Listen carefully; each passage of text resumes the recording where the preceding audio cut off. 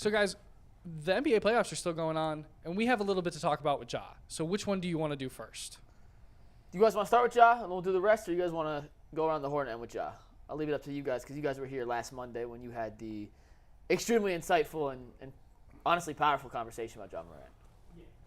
What's the options? You want to end with Ja on the basketball stuff, or you want to start with Ja?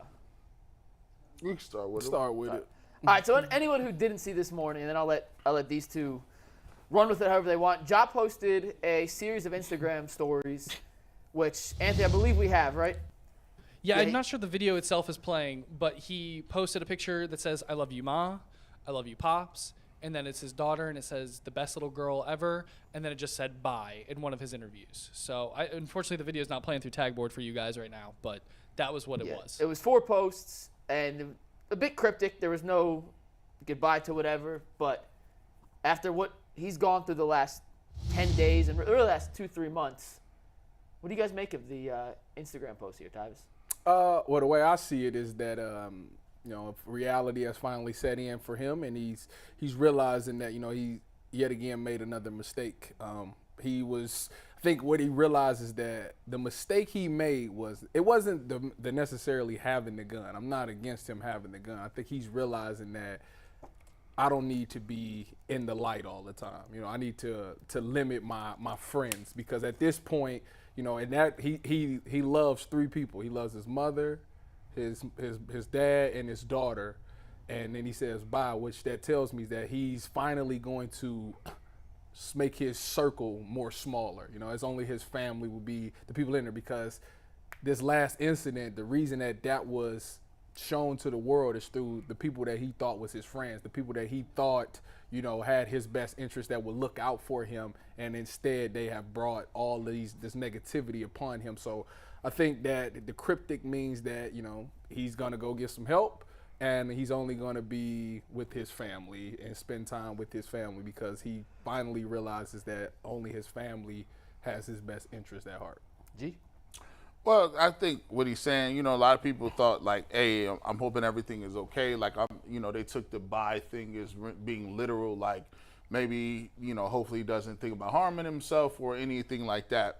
I took it as, basically he's going to go to a long-term, facility or long-term somewhere to, seek some sort of counseling. And, it's going to be a little long of a process, right?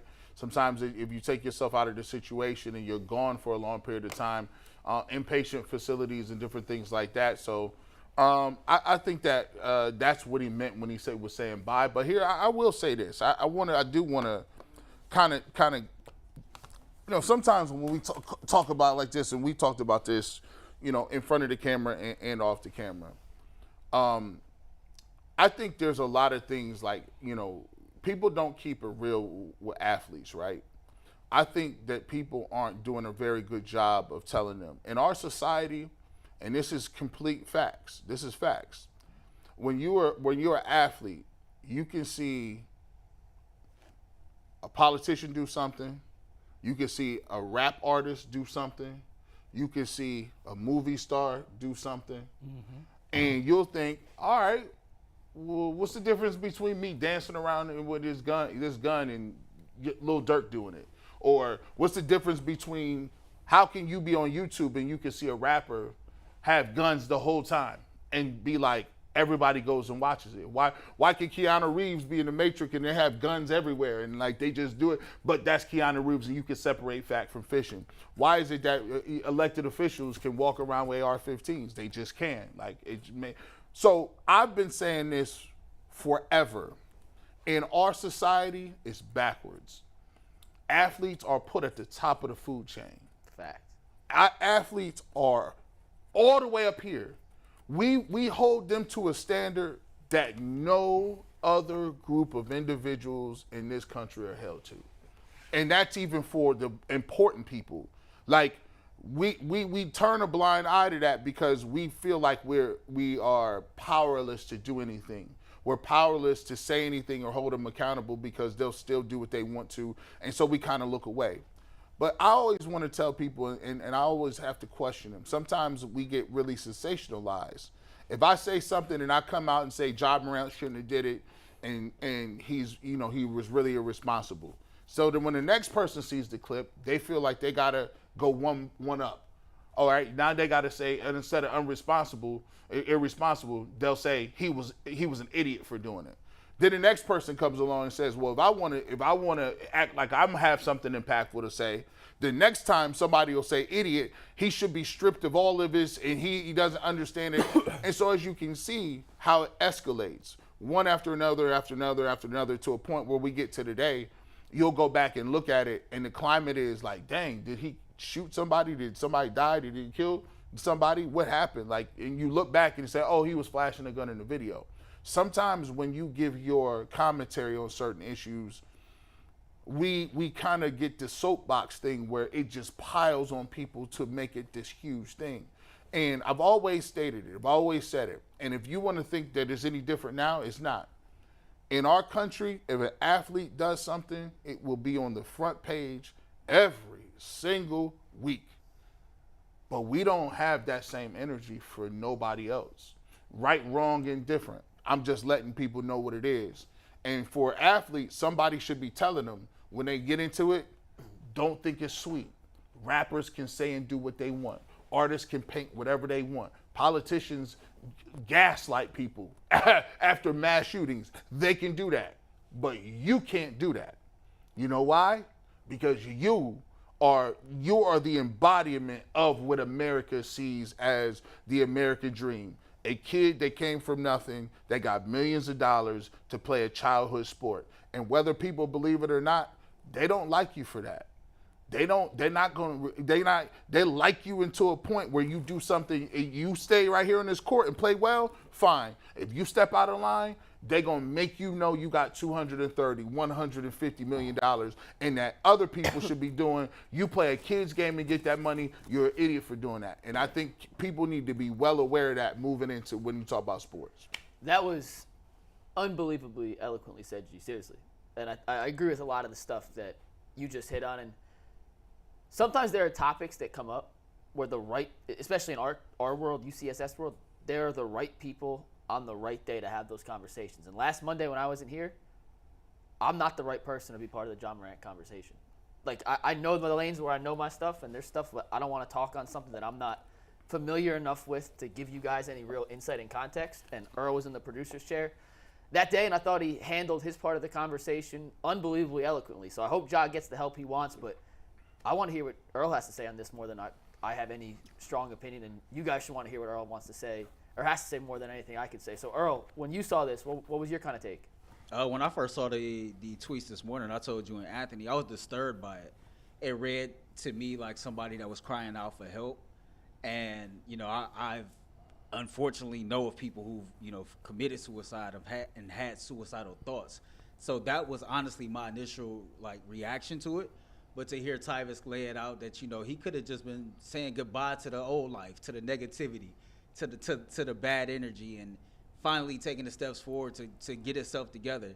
You know, to G's point about, you know, it's a different standard for athletes when it comes to the guns and things like that.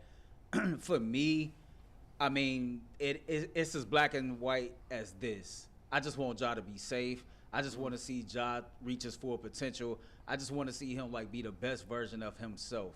And I know the things that he's doing can get him caught up in situations that some people can't come back from.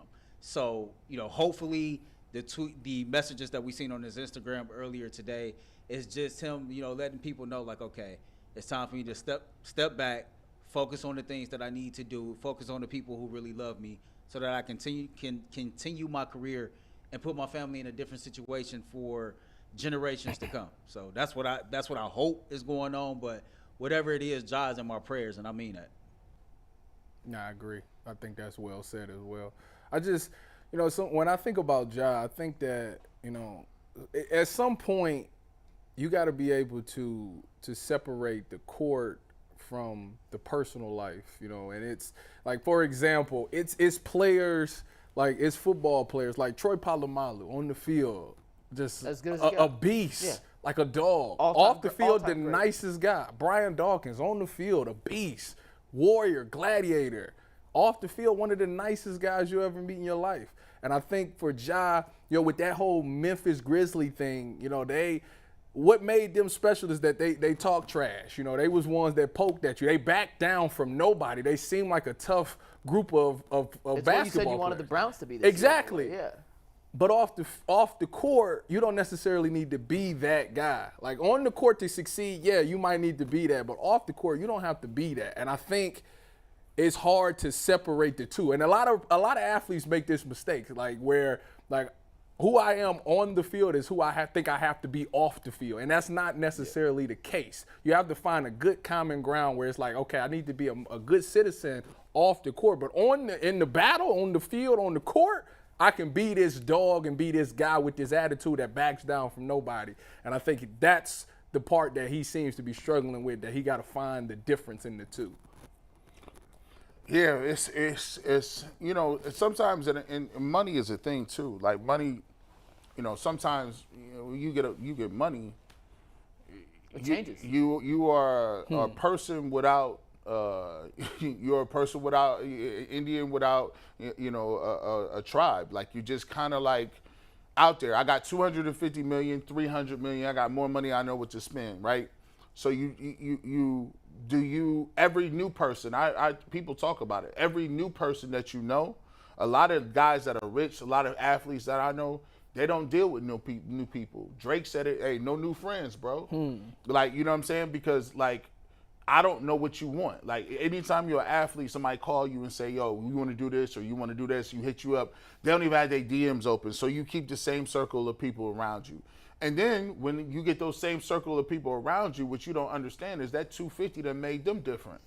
I always say a fact. It made them you different. It made them different. Now it's like, I got all this money. If I do something stupid, I can get out of jail.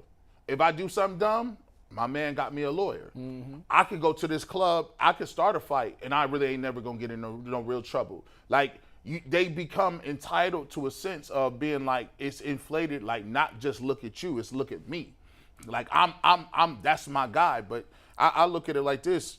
For me, if I would have went to the league, I know for a fact there would be 5-6 cousins that I got. Even my brothers, they would would have records. They would be in because. No, I'm just saying. No, it's real. This is facts. They going to jail, because I laugh because you said records, but I know exactly what you're talking about. They going to jail tomorrow because they feel like instead of you in a car, the cop says, hey, you got your license. They ain't about to show them like I ain't showing you nothing. I'm G. Bush, you know who my big homie is. Like that's an intoxicating thing. And now you're learning that the people around you can be the liabilities. They don't even have to really be you. You could just be a liability. So it changes you in a way where you're trying to figure out how to maneuver and how to, be in these different rooms. And because you do have a lot of money, you with a lot of other people that may not necessarily look like you, like owners. Like, heck, Meek Mill said it best. Like he hangs out with Robert Kraft, right? He said, when I started hanging around them, it started to change the way I thought about things. Like, those individuals didn't have guns. They don't need guns. They're not looking over their back like that. Is because they're not attracting certain energy. And so that's the big thing is when you got guns and stuff, that attracts a whole nother different crowd of energy and people that want to see about that. So at the end of the day, if he changes his circle and gets back to who really counts, like in that thing, as long as you take care of your mom and your dad and your daughter, yeah, that's all you owe people. Yeah, and we'll end this and move on to the other NBA topics in a sec. But at the NBA draft lottery, Malika Andrews asked NBA Commissioner Adam Silver about the Ja Morant situation, and he laid it out in pretty layman's terms that like you got off relatively light the first time. Like we're about to drop the gauntlet, and I hope personally that Ja got that message, is doing what you said, Tyvis, and kind of cutting off the outer edges of his circle, tightening it up, and going to get whatever help in whatever way that is that he needs, and takes it, runs from there, and becomes the Ja Morant that we grew to love on the court again, without the off-court extracurricular activities. And remember, just really quickly, B-Nuggets, we all remember the Malice at the Palace, right? Yes. Think about Almost how 20 years ago. 20 now, ago. which is That's crazy. Almost 20 years. I heard Isaiah 2004. Thomas talking about it. Isaiah Thomas, Steven Jackson. Isaiah Thomas said, "Remember Steven Jackson? He was on this podcast. He called Isaiah and said, "Hey, bro, I need you to talk to Stern for me, bro, because they was getting ready to put these dudes out of the league. Out of the league. They was gonna hit him with the Kaepernick. All of them. Bye, bro. Artest, Steven Jackson. All of them. Hey, Ben Wallace too. Right. So when at that point in time, think about what came out of that though. Dress codes. Yep. People thought that was the dress code thing was like punitive. Back then you could wear do-rags. Back then you could wear, it was almost the Allen Iverson rule. They made it different. But what spawned out of that though, it was crazy because now you get people like Kuzma, you get people like Russ, you get guys that gave you an opportunity to show their fashion sense, that they can dress, that they could be, suited up. Kuzma is a little questionable. His is over the top. Fashion in general is a little questionable. That's Right, true. right. That's very There's some true. fits out there that I look at. I'm like Shai Gilgeous-Alexander wore. The boots, the red boots. No, I'll show you guys. Anthony, I'm gonna send you a No, tweet in one James sec. Harden wore the little puppet on his. Yeah. So The red boots were pretty So crazy. was fire. The They- red boots is fire. Oh, I like them. They're they crazy. went Anthony, I'm from sending you a tweet throwback right now. I need you to throw up as quickly as you can. went from throwback jerseys and jewelry and do-rags to like now it's fashion. Now, guess what? That opens up your league to more people. Now they say, oh wow, people that are fashionistas, guys that are like, oh, I like watching NBA. These guys dress like this. So there are going to be some rules and changes that come from it. I don't know what it's going to be, but sometimes it works for the better. Yeah, and like I said, at the end of the day, Mike, this is the Met Gala. Yeah. Well, but I'm saying this is what fashion. Yeah, pull it up, fashion, yeah, right? pull it up. Put it up. This is Shai Gilgeous-Alexander at the Met Gala. Like, is he a religious figure or a What's wrong with supervillain? Like, that? I'm not Hold on. quite sure. But like he pulls it off. Can you imagine me wearing that? No. That's what I'm saying. Like At all. fashion, in today's era of fashion, I just And so don't now, always get it. So now, look, that's that people now said that's an extra bag. Now you can get a clothing bag. Yeah. Now you can get a designer bag. Yeah. Like, you know what I'm saying? That's a different type of exposure. So now people is getting it when it was seen as this is the thug rule because people went in the stands. Now they want us to do this. So, everything sometimes evolves and sometimes for the better, man.